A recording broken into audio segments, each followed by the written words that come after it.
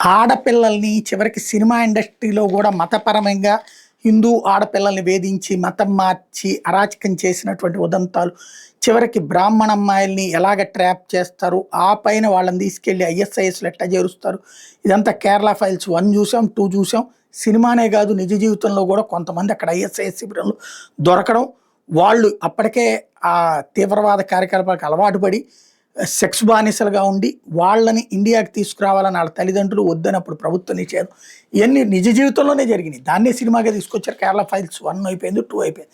ఇప్పుడు కేరళ ఫైల్స్ 3 తీయాలేము. ఎందుకంటే ఒక brahmin Hindu IAS officer Sriram Venkataraman వచ్చేటప్పటికి తాజాగా జర్నలిస్టుల టార్గెట్ అయ్యాడు. ముస్లిం సంఘాలకి, జర్నలిస్టులకి 2022 సంవత్సరంలో ముస్లిం గ్రూప్స్ అతన్ని ఉద్యోగం నుంచి తీయాలంటూ అలప్పుజ కలెక్టర్గా ఉన్నటువంటి సందర్భంలో ఉద్యమించారు. ఎందుకయ్యాయంటే ముస్లింలకు సంబంధించినటువంటి మైకుల గురించి క్వశ్చన్ చేసినందుకు, అట్లాగే అక్కడ మసీదులకు సంబంధించి ఆక్రమణలకు నోటీసులు ఇచ్చినందుకు అతన్ని తీసేదాకా వదిలిపెట్టలేదు, ట్రాన్స్ఫర్ చేసేదాకా వదిలిపెట్టలేదు. ఇప్పుడు తాజాగా అతని మీద మళ్ళీ ఈ దఫా జర్నలిస్టులు వెంటబడుతున్నారు. ఇట్లాంటిదే ఒక ప్రొజెక్షన్ తీసుకొచ్చేసి మీడియా జిహాద్ పెరిగిపోయింది. జమాతీ ఇస్లామీ వాళ్ళ చెప్పు చేతలో నడుస్తున్న మీడియా ఐఏఎస్లలో హిందువుల్ని వేధిస్తున్నారు అంటూ ఇప్పుడు అక్కడ బజరంగ్ దళ్ ఆరోపిస్తోంది.